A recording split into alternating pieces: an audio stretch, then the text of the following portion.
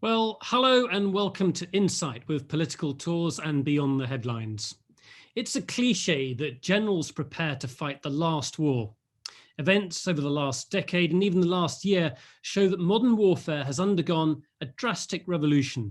Drones, sensors, little green men, and the clever use of social media are all part of the mix. It means that modern warfare is a lot cheaper and therefore open to a lot more states. It's a frightening thought. With us today to take us through this myriad of changes, we have the author and longtime analyst with Jane's Defence, Tim Ripley. Fittingly, his next book is called Little Green Men. Hello, Tim. Hello, good evening. Good evening to you. We've got a picture of your latest book here, which is just about to come out. And we're going to talk about Little Green Men and also Russia's use of asymmetric warfare. But before we do that, we're going to talk about Nagorno-Karabakh. Now, Nagorno-Karabakh is where a conflict was described as a frozen conflict until very recently. And then last October, or September to October, there was a war that took place and ended surprisingly quickly. And it's here where this combination of technology was used. Tim, can we just talk a bit more about this? Because I think this is very important. Okay, well, we've got the map here of Azerbaijan and Armenia. Azerbaijan is the green country, green territory. The orange is Armenia. And right in the middle, you have a little enclave of orange, which is Nagorno-Karabakh, and a slightly lighter shaded area of green, which the Armenians occupied in the early 1990s to provide a land route of communication to their enclave, which is populated by Armenians, surrounded by Azerbaijani territory. So that for almost 20 years, 25 years, they had this enclave inside Azerbaijan. The Azerbaijanis, of course, were not very happy and had spent that 25 years plotting about how they would retake their lost lands. And they set about building up their armed forces, making international alliances and preparing for the day when they would strike back. And they did this early last year in July, and then again in October, November, and they retook the area in light green and left the Armenians in a very precarious position, and they had to be bailed out by the Russians, who sent a peacekeeping force to put a ring of protection around the last Armenian territory. So the Russians have got now a big influence in the Caucasus. Tim, it's worth mentioning the geography here, and this is perhaps the reason why it was also referred to as a frozen conflict. It's incredibly mountainous. You might describe it as impregnable. Indeed, the Nagorno-Karabakh region was the Armenians called it their mountain fortress.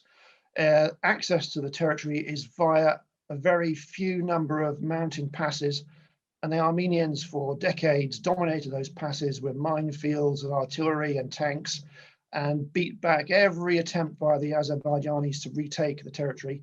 Even though the Azerbaijanis had more tanks, more troops, more everything, the Armenians used the territory to their advantage to keep hold of the territory every time they were attacked. So that's a sort of conflict that we'd be familiar with from the sort of latter half of the 20th century. But what you've seen in the last year is very different. Now, we're just going to queue up a video that shows some of this. The Azeris have put a lot of video out on the internet about the use of drone technology, and we're not going to show you a lot of it here because it is gruesome. It is pretty startling. But we're just going to drop a video here. We're just going to play a couple of minutes of this just to give you an idea of what they were doing.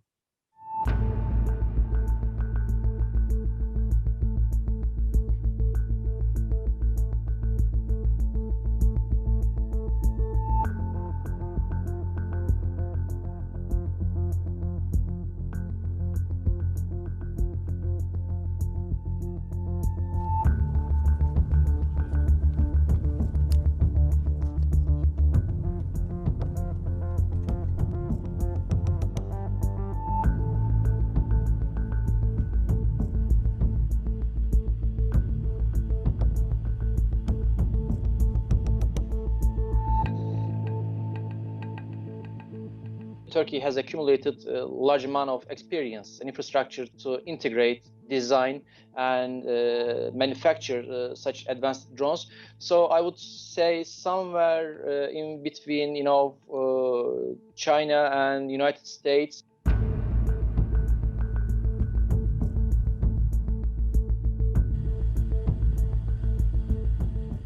drones, electronic war systems, has helped Turkey to carry out a more hard power oriented foreign and security policy.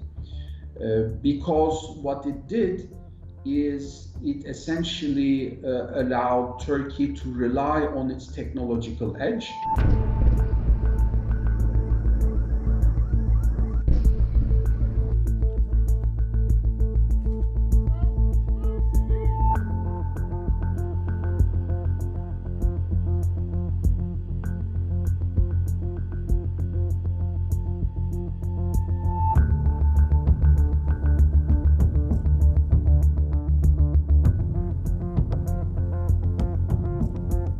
We still can't produce engines.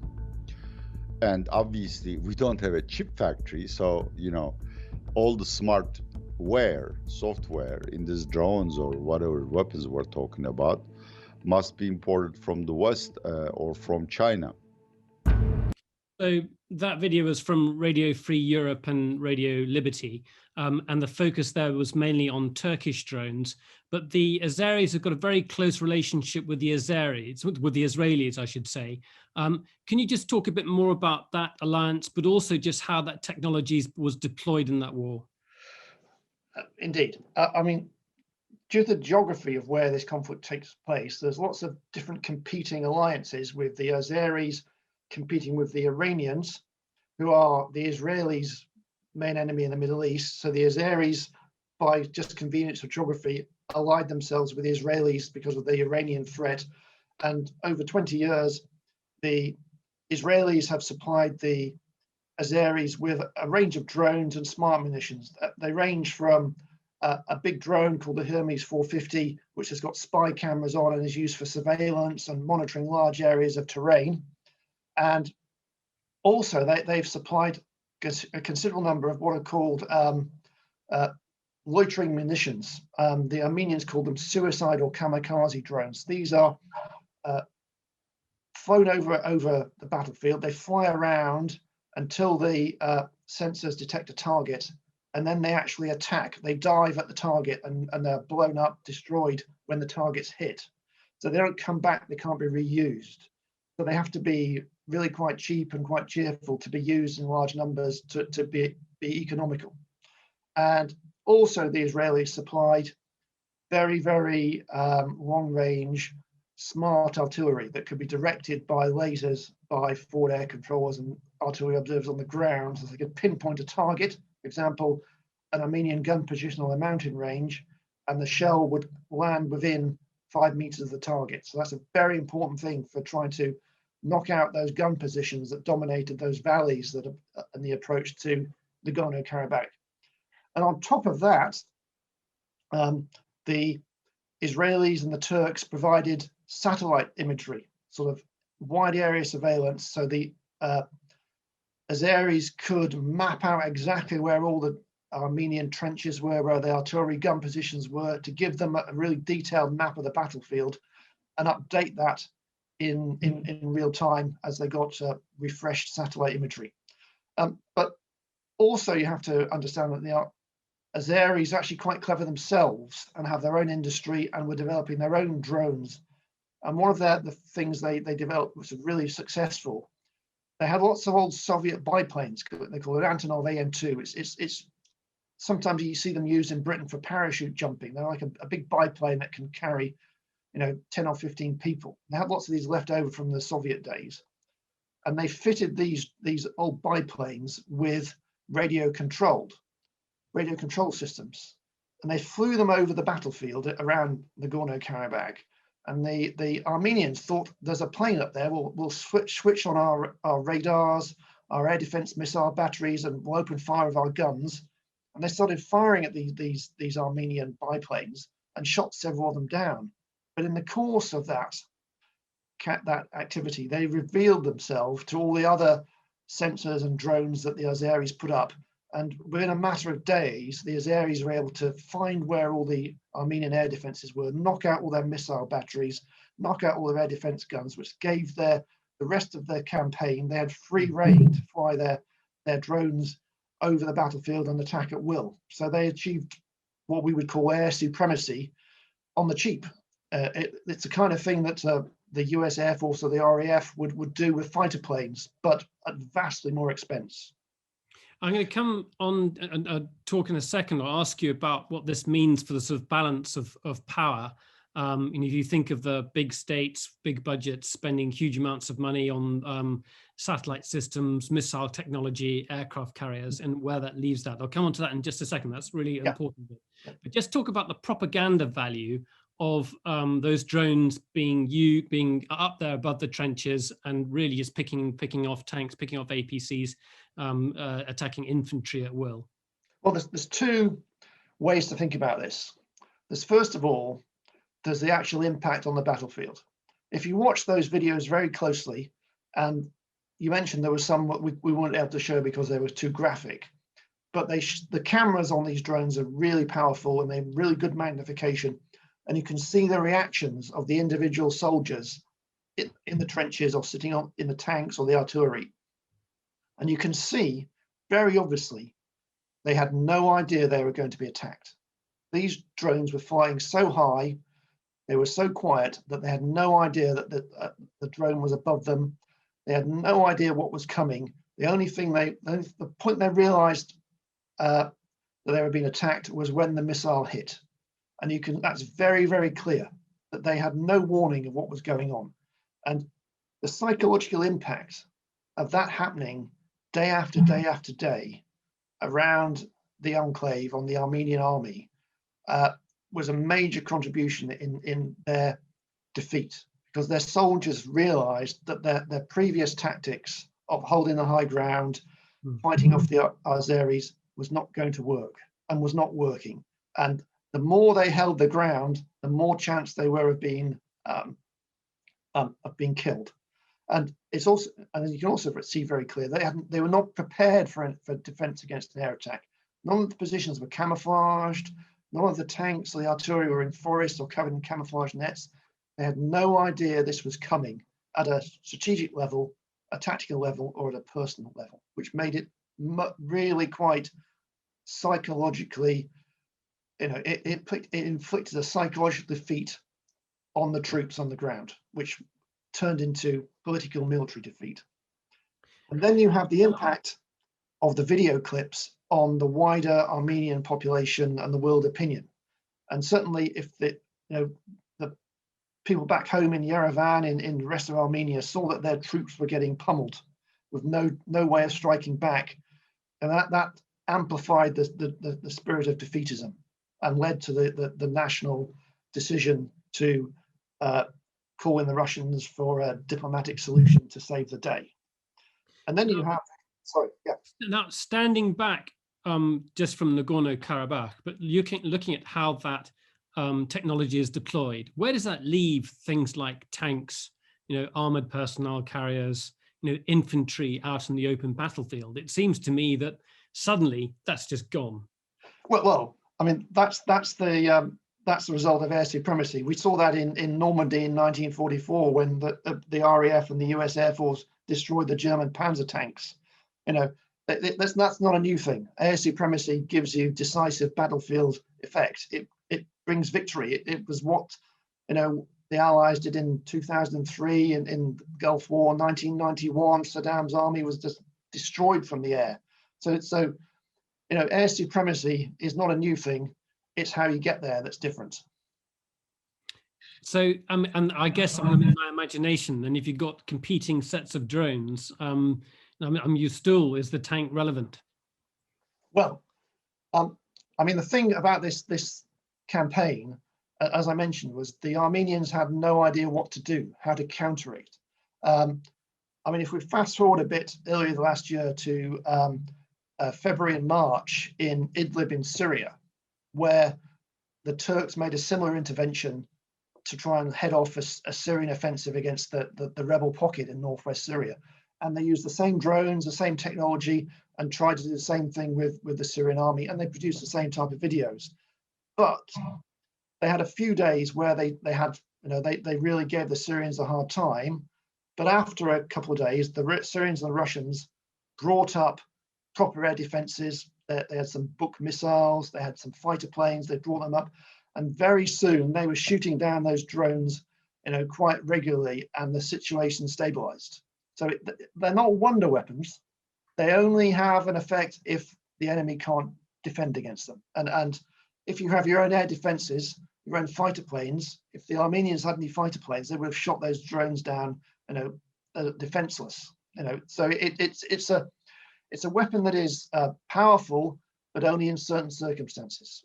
Okay, that's fascinating, that last point. I mean, I guess the worrying thought that, and this was the premise that we started with, is that these weapons are very cheap, and it means that this kind of warfare is accessible to many, many states.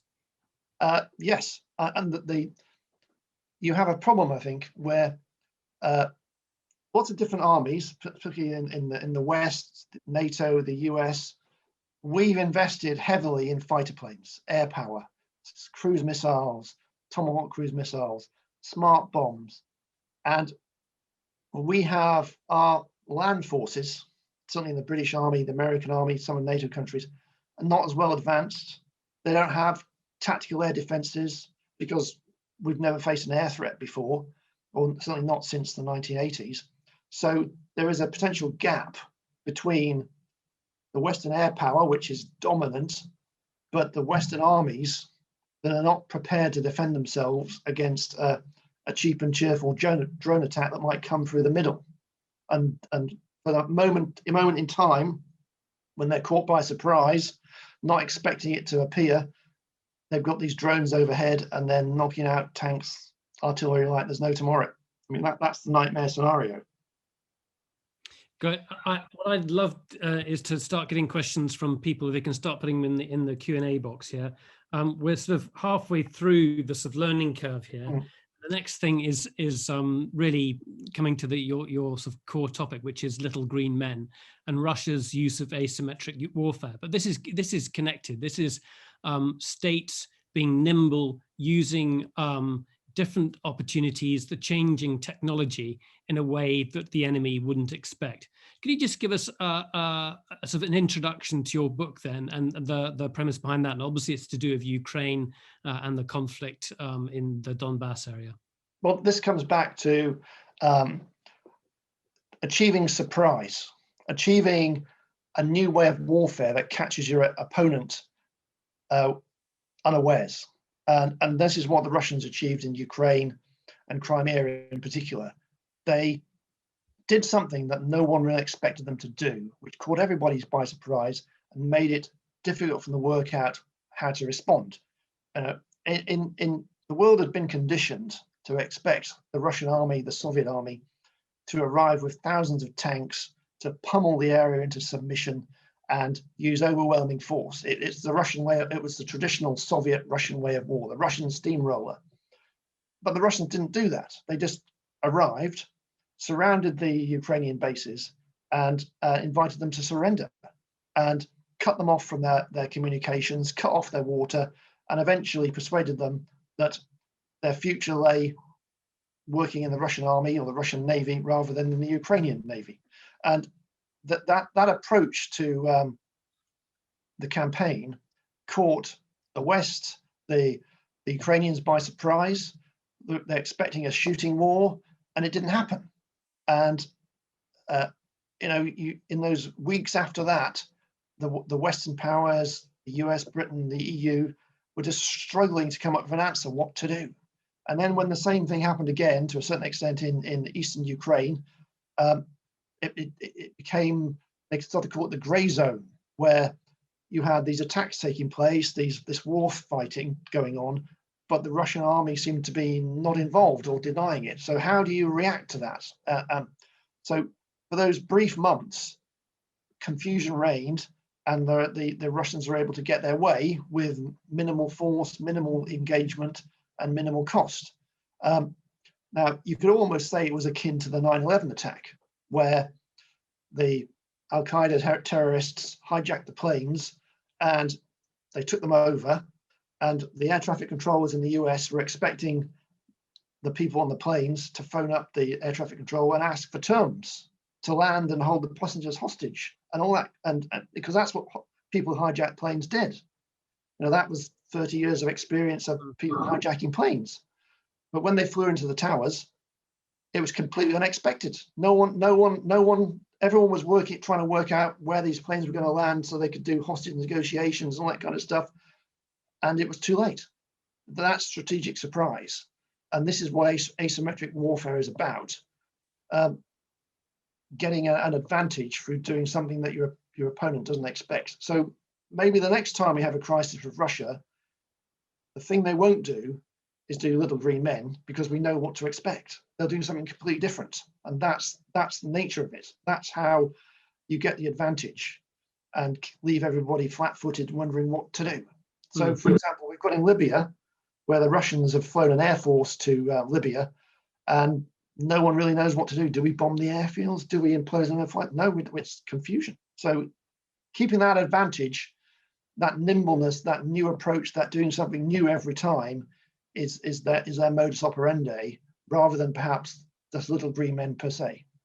So you're talking about doing things that people won't expect, and certainly breaking sort of convention, taking the risk that NATO definitely wouldn't do, because they'd have to get permission from their allies and be concerned about, you know, troop casualties.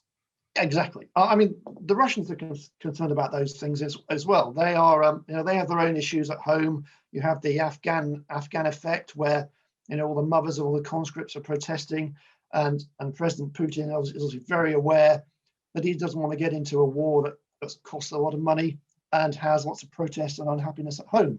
So he's going to do his own. He has his own political considerations to play as well, which again mitigates to doing things that surprise, things that are unconventional, things that don't bring in his own army on a big scale and involve them in long, costly wars. Well, I've got some questions coming in Sure. already, and we'll take. I think we'll be able to take David Scott in a second. So please do, everybody else, start putting your questions in the Q&A box here just below, and we can put them to Tim. Going back to the cheapness of the technology, you can see how tempting it is for countries now to use that military force, whereas in situations they might not have. You might have had stalemate. You know, you might have sought, you know, economic pressure. I mean, essentially, Turkey has employed, as that chap I think said in the video there, they've used force where in previous situations they wouldn't have done, because it's an easy option for them to do so. Yes, I mean that's one of the things about the way Turkey has played these campaigns. Then in Syria and in Libya, where they had used these drones as well. Was it helps them project the image of being a major power. It shows them using the weapons that the British, the Americans, the Russians have got in an effective way, and makes it brings a psychological impact on their enemies, and it makes them think that they are up against a stronger country than they really are.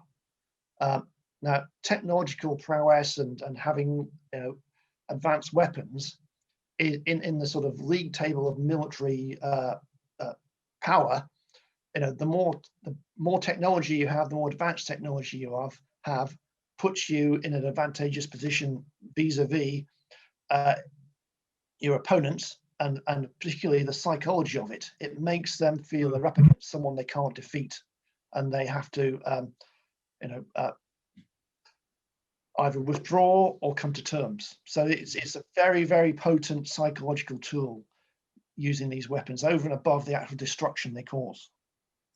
And I guess we haven't seen a clash between, you know, a major military force and a force that's using these kind of tactics. I guess that would be, you know, the test for this kind of force. Come back to that in a second. Let's take a question from David Scott and then from Diane Cook. Go ahead, David.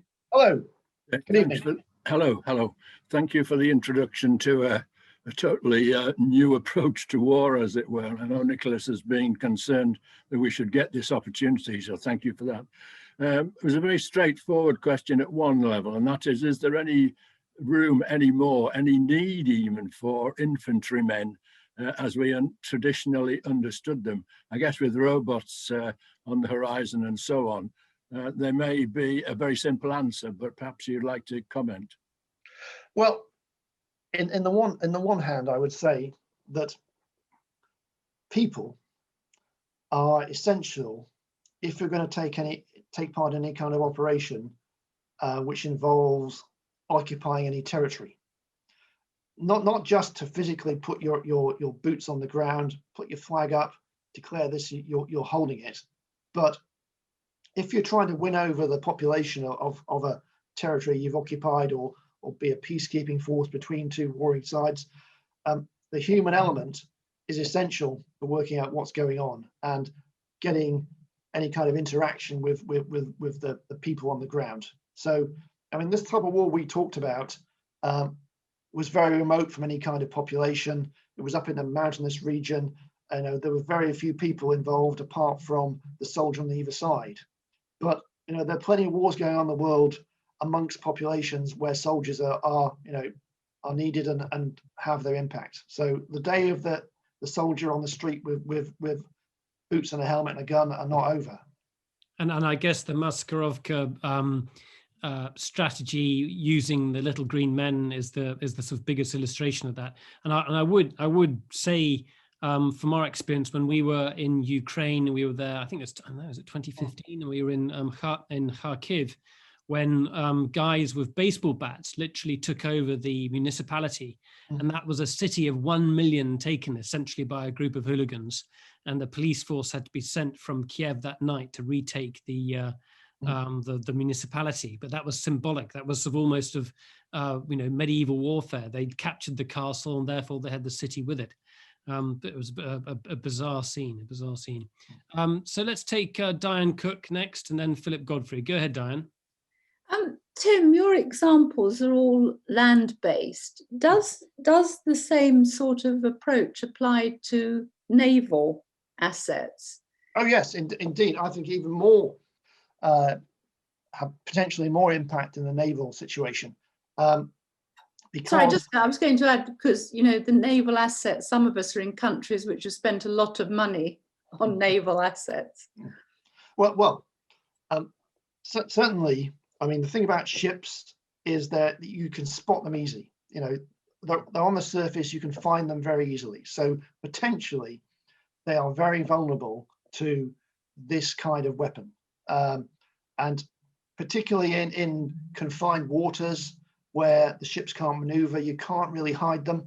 I mean, the only ship that can hide from a drone is a submarine, really. That's the ultimate stealth vessel. So you look in various sort of potential locations around the world, whether the Straits of Hormuz, where there's all those oil tankers and warships and stuff, and the Iranians have got very effective drones akin to the type that the Turks used, which potentially could have a very major effect on the shipping lane there. And we saw, I think it was last night, 2019, the Iranians did launch a major drone attack which devastated a Saudi oil refinery, in that location. So, and you also have, it would go back to the sort of Black Sea area, the Sea of Azov, which is a disputed sea zone between Ukraine and Russia, where the traffic goes through very narrow waters, and drones are very active monitoring shipping in those areas and potentially attacking shipping. So it's this type of warfare is very pertinent to naval situations, and I'm aware that the Royal Navy, the Americans, are very keen to improve the air defenses of their ships. Over the past 30 years, Western ships have not been attacked from the air. That is a situation which is changing very quickly. So the premise of having a battle group at sea is that you can project power. You can have an air force that takes off. Essentially, you're saying as things stand, it's obsolete. Oh, no, I'm not saying that. I would say that an aircraft carrier, lots of fighter planes, is very good at neutralizing a swarm of drones. The question is, have you got enough fighter planes and aircraft carriers to be everywhere at the same time? So for example, you've got the Middle East scenario where you've got Straits of Hormuz next to Iran with its drone fleet. You've got the Red Sea, which is next to Yemen, which has also got an Iranian drone fleet there. So you've got two waterways. You've got the Indian Ocean as well, which is nearby. have you got enough planes and fighter planes to cover everything all the time? And the drone swarm could potentially overwhelm the limited number of fighters that you've got on your aircraft carrier, because they can't be everywhere at the same time. It sounds like an aircraft carrier is very expensive then. It's I think the last one the Americans bought cost $12 billion, which is an our aircraft carrier cost £3 billion. So that's without the planes. So it's an expensive business. Okay, Philip Godfrey next. Go ahead, Philip. Philip, are you there? You just need to. I've got you. I've got you. Hi there.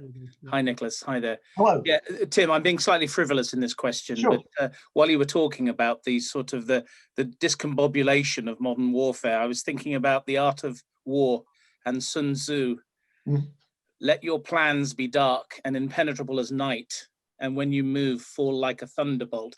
It seems like in the 5th century that Tzu was sort of getting at what you've been talking about a little bit, which is to keep your enemy guessing through whatever means. I mean, I'm being frivolous, but you know, there is a bit of precedent to this type of. Oh yeah, I mean, the drones themselves may be high tech new, but there's nothing new about trying to get surprise. I mean, we saw it. I mean, the best example I would have would be 1940, the German Blitzkrieg in Western Europe, and we had all those stories about. If you watch Dad's Army enough, you realise they were paranoid about parachuting nuns. German paratrooper was dressed as nuns, dropping down behind, the French and the Belgian, the Dutch lines, sabotaging the bridges and blowing up the petrol stations and all that kind of stuff, spreading panic, confusion. And I don't remember in the Battle of the Bulge, where the Germans dressed as American troops and changed the road signs and ambushed the American generals, all that kind of stuff. I mean, it's not new. It's just, repackaged for a different era, merely, I would suggest. Yeah. I'm going to read you a quote. This is from Keir Giles at Chatham House. And he talks about the erosion of the distinction between war and peace, the erosion of the distinction between war and peace, and the emergence of a grey zone.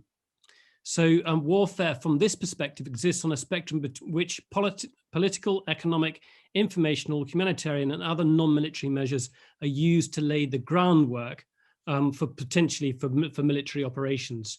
And from what we've seen of the Russians and how they've used the internet, whether it's in the US elections or targeting companies, computer networks, this is now the norm. China does similar things as well. So I just want you to sort of, we think of conflict as a sort of, you declare a war and there's a war clearly between one group and another, but the lines are being far more blurred than we're used to. Yes, I mean, also you've got to understand I think we need to sort of step back a bit for our lots of people still think the Russians are the Soviets. They still think they're the Red Army. They still think they're the Soviet Union, who are set on this agenda of world domination and communist revolution. And sometimes people's languages slip and they call them the Soviets or the Reds or the whatever. And their agenda is not global revolution anymore. It's economic advantage. It's money. It's control of key resources. Whether it's Crimea naval base, Libya oil wells, Syria oil wells, geopolitical situation in the Middle East. They have distinct objectives in terms of advancing the wealth, the power, and the economic advantages of the Russian state, which doesn't have to be done by war, but can be done by lots of other ways. So once you see that that's their objective, it becomes easy to work out a response, because the last thing they want to do is to get into a war that may cost them lots of money, lots of and also prevent them or destroy the thing they want to gain. So that they are, perhaps it's a good way to describe it, a very friend of mine called them Vikings. They're more like Vikings than Soviets. They want to raid, capture, pillage, and then retreat with their loot. So, that is why that they engage in these activities that aren't short of war. But I think there's nevertheless a really big strategic expansion of their power. As you say, there's an objective there. So if you think about their involvement in Syria, you could say that's very costly. Libya, likewise. I mean, each time there's been, like the Turks, again, a projection of power that we were surprised by. But it's what they're doing it for that is different from the past. And once you work out what they're after, it becomes very easy to certainly stop them achieving what they want. And you have once the surprise is gone and you know what they're doing, the Vikings will be seen off by minimum force or minimum projection. But just because you've realized what they're doing, you can say, right, that's the line in the sand, don't come any near, and they'll back off. It's not rocket science to work out what they're up to. And you've seen it in their force in Syria. It was 30 planes and a couple of thousand guys. It wasn't, like the American occupation of Afghanistan, 140,000 troops for 10 years. That was a serious, invasion. The Russian contingent in Syria is minimal. It's nowhere near even akin to the invasion force they sent to Afghanistan in the 1980s. It's not a force that can fight if someone, if the American aircraft carrier. I don't want to get bogged down in it, but it's brought an influence in the region that the Americans don't have. Yes. That's the key thing. Yeah. But it's not sent there to fight the Americans. No. And it can't fight the Americans. It's nowhere near in any kind of, it's not a fighting force against a conventional army or air force. Let's take another question. Yeah, sure. Simon Jackson and then Andy Mendes. Go ahead, Simon. Hello. If this technology is so cheap and cheerful, is it not only a matter of time before a rogue state or a terrorist organization uses it to deliver something a lot worse than high explosive? Yeah, I mean, certainly I would say that rogue states have got this stuff now. I mean, you are looking at, I mentioned earlier about the attack on the oil refinery in Saudi Arabia, and the Houthi rebels in Yemen are equipped with these drones supplied by the Iranians and are doing exactly that against Saudi Arabian oil refineries, oil tankers. They've created a major ecological disaster in the Red Sea when they badly damaged an oil tankers and let all the oil out. So that era is here now. But that's still using bomb. That's still using explosive. Can't somebody potentially stick something chemical, biological, or dirty? I don't see any reason why not. I mean, it's a question of whether you find the scenario where there is a group that's aggrieved enough to want to do that, and the potential is there. I mean, we saw in Syria, cases of chemical weapons being used in a very low-tech way. That they were nothing more than a barrels of poison kicked out the back of a helicopter. So it's not beyond the realms of possibility to do it with these weapons. The only thing I would say is that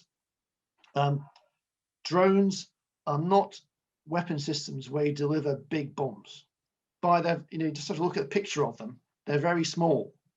So you're not going to deliver a huge amount of poison gas in a drone unless you've got hundreds of them at the same time. So it is a weapon that is for a surgical strike rather than a mass attack.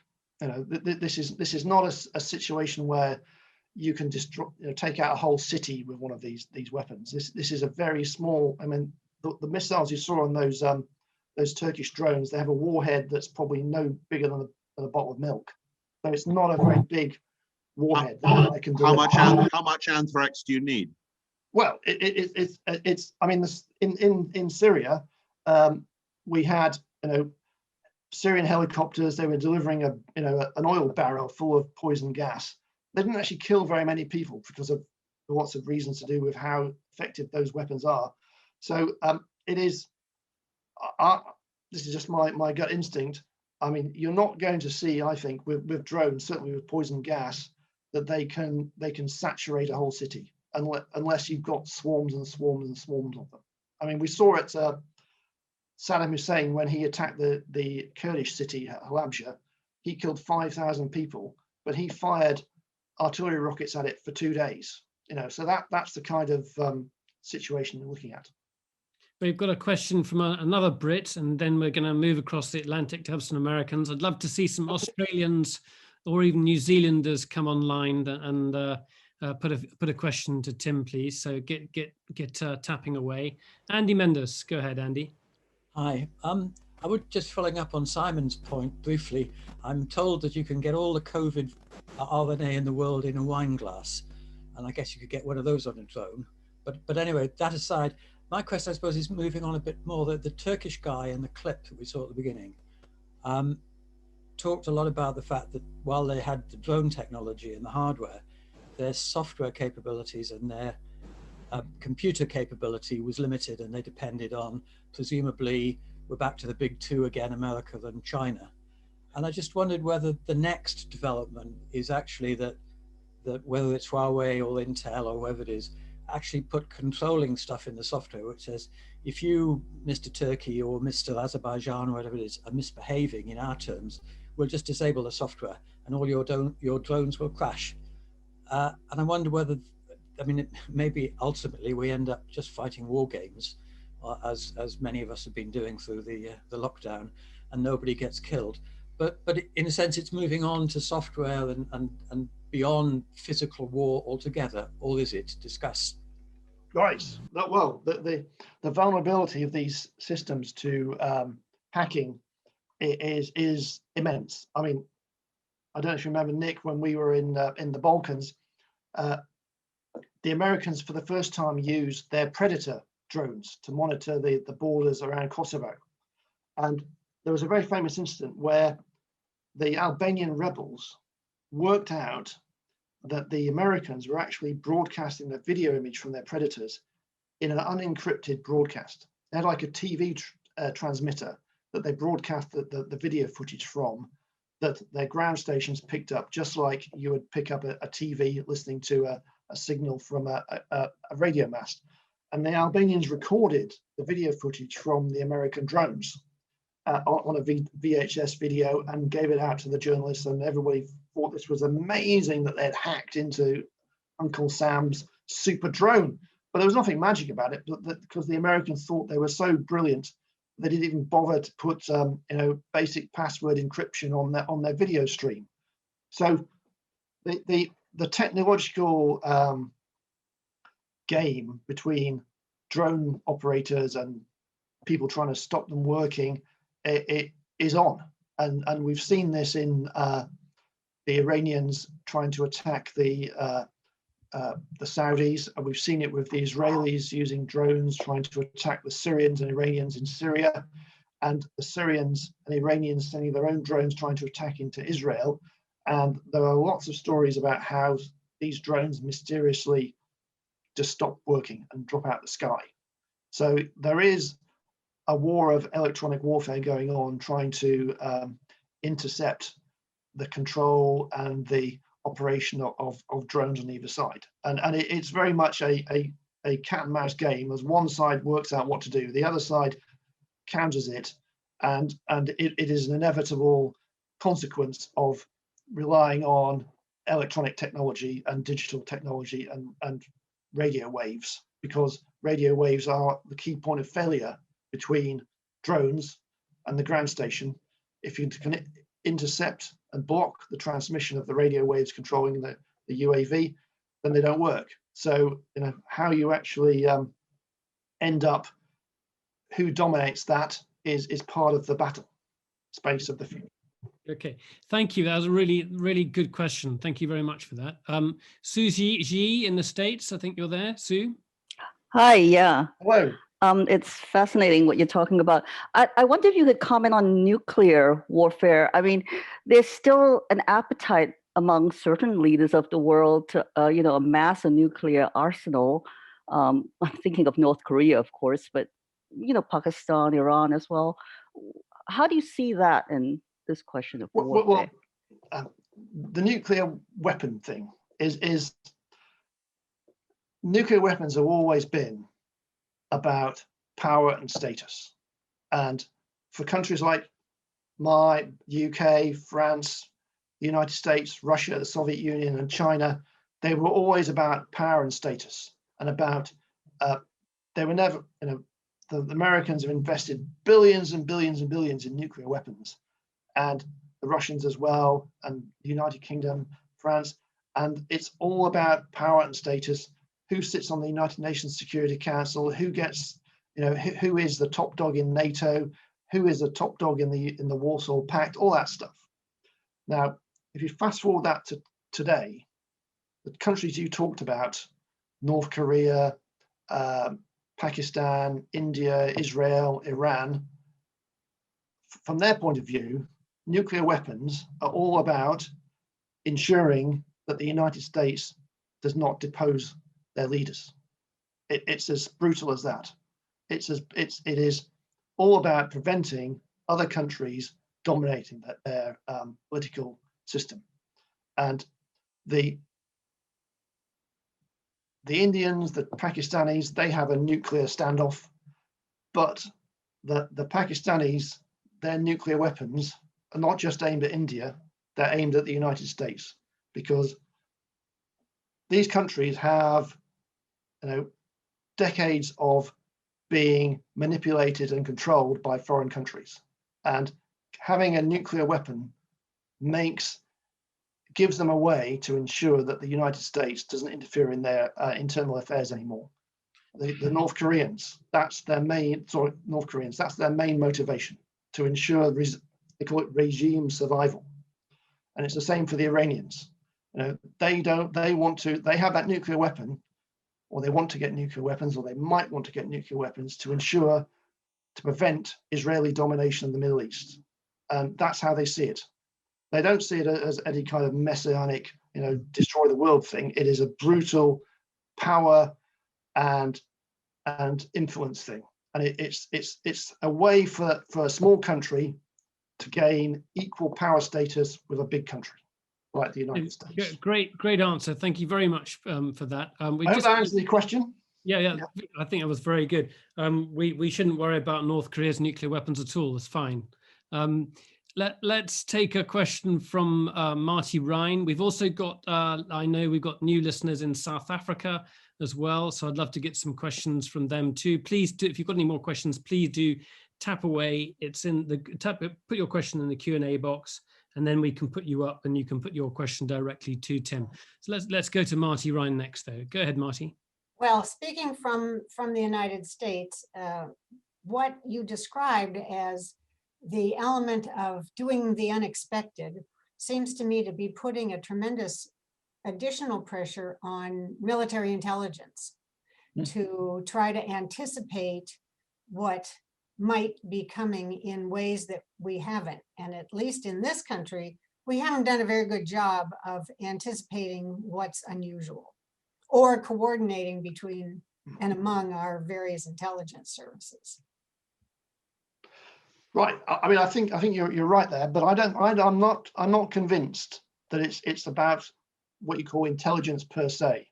I mean, I work in journalism, defense journalism, research, and there's a mountain of information about all the different weapons around the world, how many tanks the Iranians have got, their missiles, everything. The surveillance of these countries is immense. That you're just drowning in information about the military power of China or the armed forces of Egypt or whoever country it is. It's more about a psychological mindset that allows the leaders of the United States, the UK, NATO, to think on their feet at the moment of crisis and react in a way that is an effective response. And actually getting that mindset. So in those few moments, for example, when the plane is circling around New York and the hijackers are on it, and everybody's in the control tower or the Pentagon operations room trying to work out how to negotiate with these people, nobody even thought that they were going to fly the planes in the towers. It just didn't cross their minds. And having a mindset that is not templated and railroaded towards obvious conclusions is more important than I would say than having masses of information. More information can overload you. It's having a mindset that can say something's not right here. Maybe we need to do something different. And that moment in March, 28th of February 2014, when the little green men appeared at the airport in outside Sebastopol and took the place over, totally confused NATO, the US, for the number of hours and days, and by the time I worked out what was going on, it was all over. And again, that was a mindset thing rather than an information thing. The pictures were on TV 24/7 of the Russian troops at the airport in Sebastopol, but how do you react to them? That's the more important thing than having the information itself. So, Timmy, I wanted to talk a bit more about how NATO countries respond to Russia. And I think if you look at places like the Baltics, there's huge nervousness about what Russia could be capable of. Now, I take your point. It's not going to be in Moscow's interest to walk into Latvia or Estonia because, what benefit do you get from it? But nevertheless, Putin is a very ambitious person.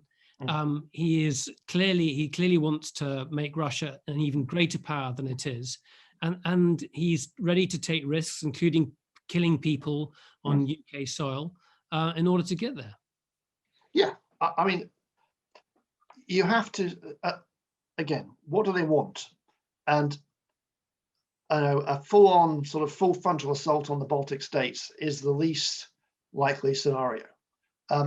You're looking at how would they try and achieve economic advantage? How would they try and achieve power?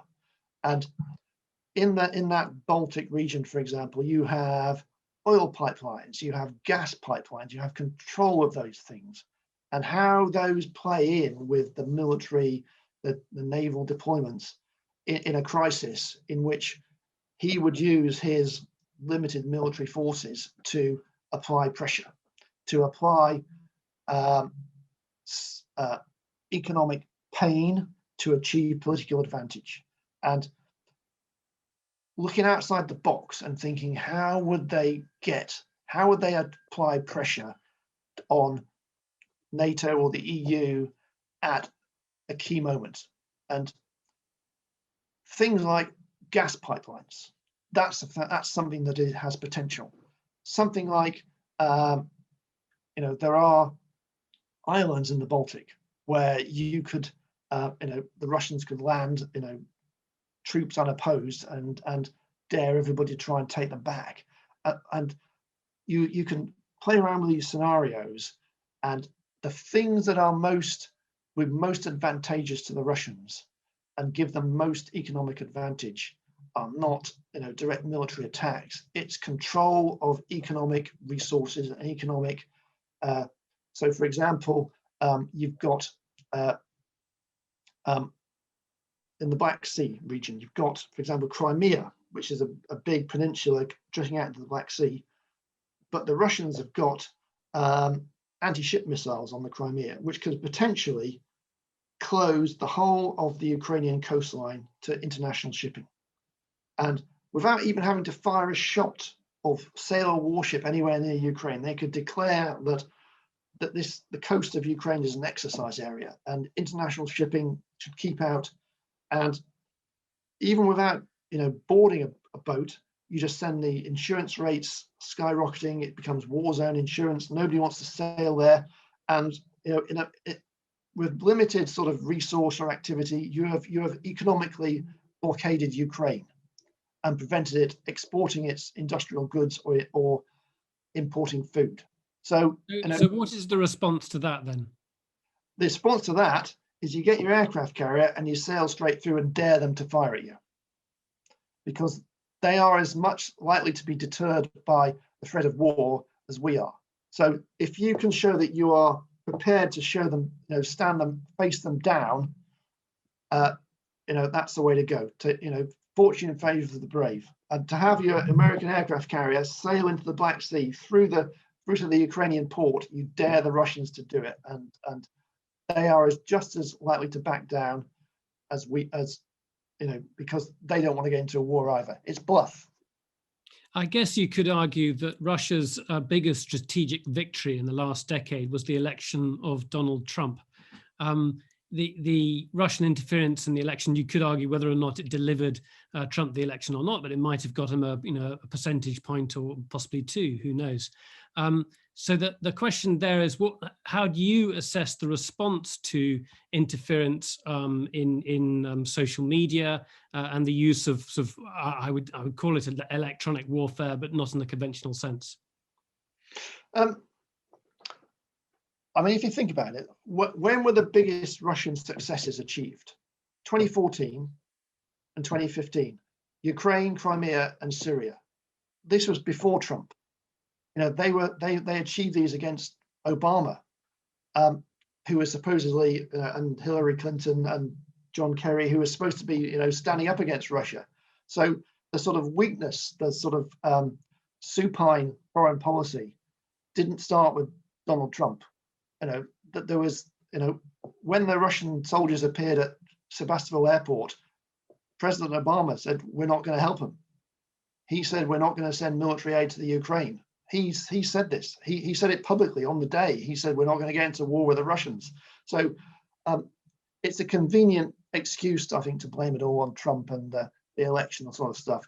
That the I wouldn't want to call it appeasement, but the reluctance to get into a shooting war with the Russians predates President Trump, and the main military successes of the Russian armed forces the past decade predate Trump. But nevertheless, that capacity to use and that willingness to use whether it's targeting the Democratic Party in the United States, using the social media, this is something that has had an impact. And I'm interested to know whether Western governments are good at countering that threat. If you think of GCHQ, I know there's a sort of PSYOPs unit in the Baltics, which is NATO operated, which are clearly concerned about it and have a lot of work on that. What's your assessment of that? Well, I mean, I really think that our sort of counter propaganda effort is completely hopeless, because the people who are on our side, who are the US, well, you had Trump in America, you had Boris Johnson and Dominic Cummings, who are, they lapped it up. They amplified the division. I don't want to labor the point, but the Brexit vote as a strategic victory for the Russians is akin to the victory of Trump. It split off the United Kingdom from Europe. It divided NATO. It is a gift that keeps giving to the Russians, and that was they didn't have to try to do that one. So they are. It is intrinsic in our political system that we can't respond to this, because there's too much division in our societies that it doesn't. The Russian, they don't even have to try very hard to drive wedges in Western society. That we're banging our own hammers to divide ourselves. So it's the election campaign in the United States, that the sort of the leaking of the emails, you could say, did that really have the same effect as Hillary Clinton herself calling half of the American population deplorables? It's not if it was just so easy to say it was just the Russians that caused all this division, it would be easy to counter it. But we're our own worst enemies. Okay, we've got time for just one more question. Simon Eggleton. Go ahead, Simon, if you're there. Go ahead. Thanks, Nicholas. One for Tim. Sure. Tim, a lot of the things you've talked about tonight with the use of UAVs, you could argue that we've been there before with the development of air power.